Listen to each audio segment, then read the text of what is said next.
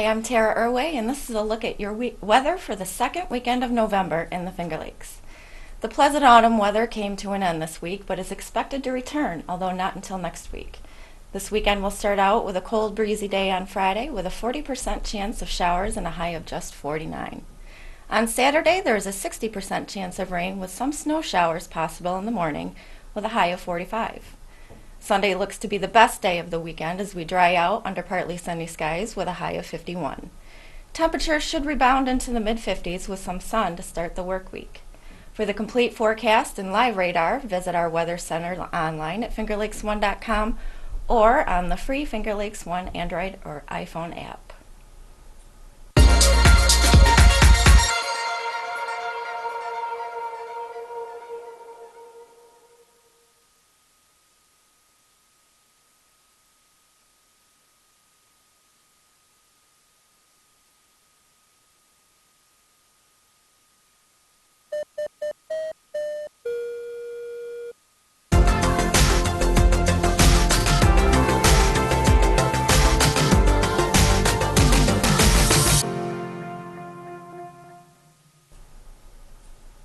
With the great weather sticking around for a portion of last week, there has been plenty of opportunities to capture autumn in the Finger Lakes before it turns into winter. We've had a ton of great photos submitted to our site over the past 7 days, and here are our staff picks for the top 5. At number 5, Rachel Burkholder caught this faint sundog as she drove through Fayette on a warm autumn day late last week. In the 4th spot, Diane Dersch was just outside of Phelps on the Ontario Pathway, enjoying the double drop falls in Flint Creek. At 3, this is in Iowa, just a cornfield found by Ted Novak late last week in northern Seneca County waiting for harvest. At number 2, Justin Shaw caught the CSX auto train flying through Weedsport on Saturday. And our top photo of the week, Shelley Lannon captures the real meaning of horsepower in the scene near Lodi on Saturday afternoon. Great photos, everyone, and thanks for sharing. You can check out all of these photos and many more and learn how to share your own local photos with our users here at fingerlakes1.com by visiting our local photos page on our homepage or app. Maybe you'll find your photo in next week's top 5.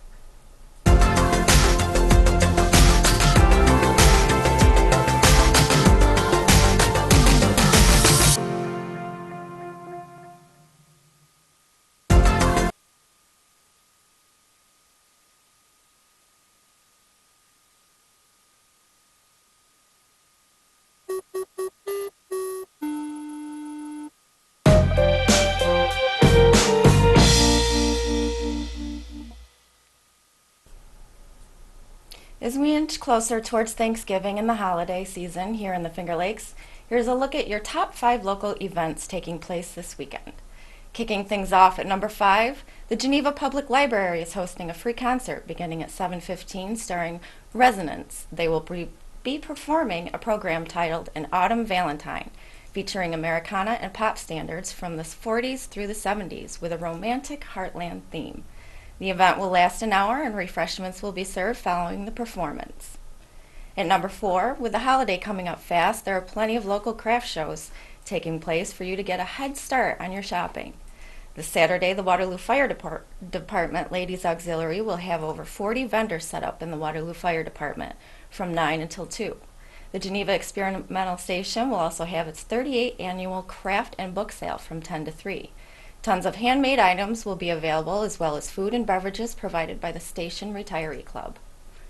Coming in at number 3, the Grammy Award-winning Indigo Girls released their 16th studio album earlier this year and will be performing at the Smith Opera House on Friday, beginning at 8 o'clock. This is a sold-out show, so we hope you secured your tickets in advance. At number 2, it's time to get into the holiday spirit, and there's no better place to get in the mood than in downtown Canandaigua during the Chris Kindle Market weekend. There will be a downtown holiday open house on Saturday, coupled with a beer walk on Main Street. More information is online at downtowncanandaigua.com. And our top local event recommendation of the week is a comedy show to benefit the Humane Society of Wayne County at Captain Jack's Good Time Tavern in Sodas Point. Punchlines for Pets, hosted by Dave DeFranco, kicks off at 6 with a silent auction and a 50-50 raffle, followed by the show at 7:30, starring Ralph Teta and Steve Burr. Special guests include Woody Battaglia of the U.S. Army, Mike Adelet of the U.S. Marine Corps, and Lonnie the Likeable Lush. Tickets are $15 at the door, and all are invited to stay for a live band performance starting at 9:30. Whatever your plans, we hope you have a great weekend here in the Finger Lakes.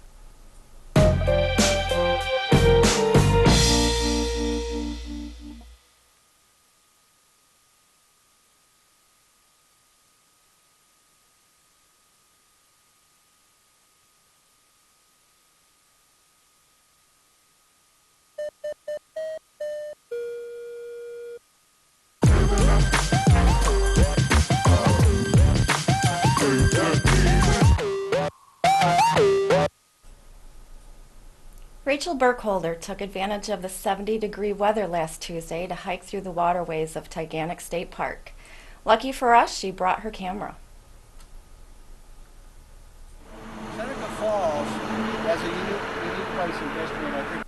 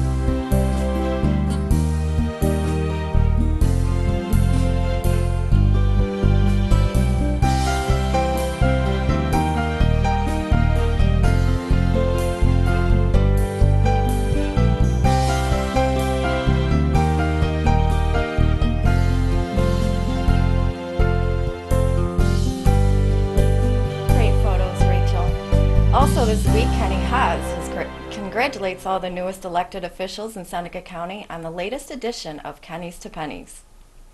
Well, the thing is, I'm going to start off by saying congratulations to the newest elected officials here in the town of Seneca Falls, especially to our new council people, Vittorio Peretta and Mr. Ricci. Peretta served this community pretty good as a police officer for quite a while.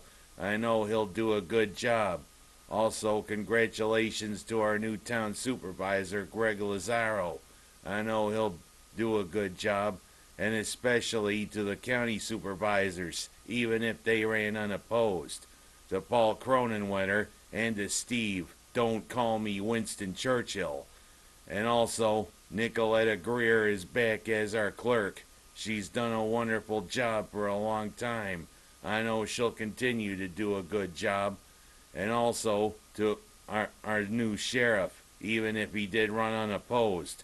Tim, one hand loose, I'll be satisfied. Look that up in your old rock and roll thing, will you?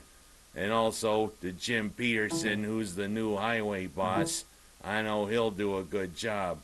We look forward to seeing what you guys will do. And I mean, let's hope you keep your word. We elected you. Now I'm gonna go from that to talking about one thing that is definitely bothering me.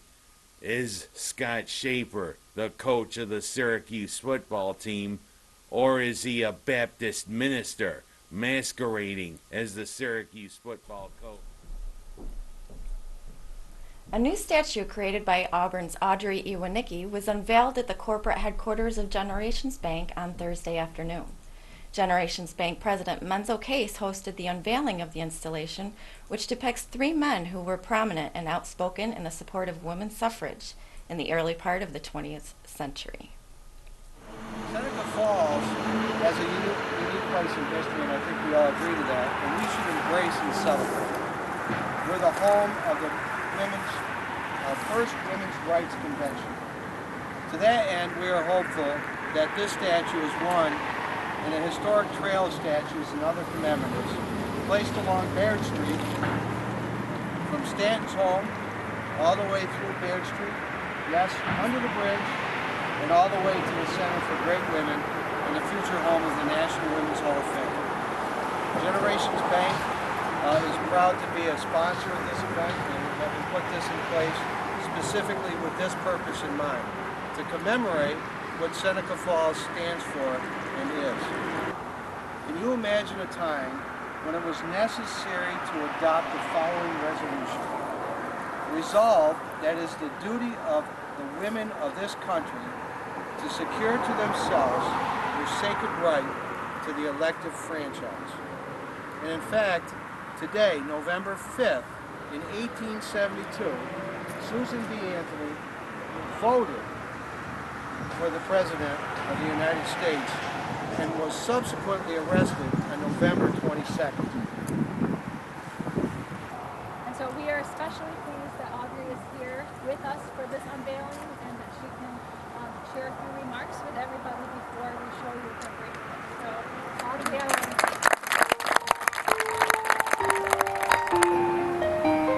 Are you ready? Drum roll.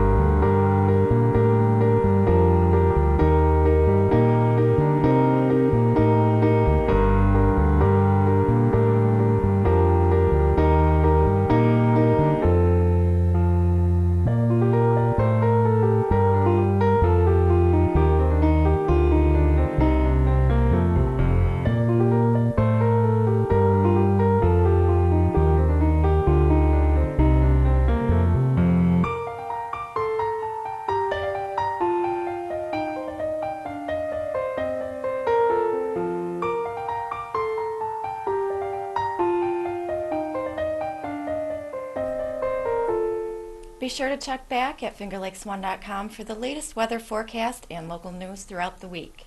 Jessica Lahr will be back next Wednesday for another edition of Finger Lakes Weekly.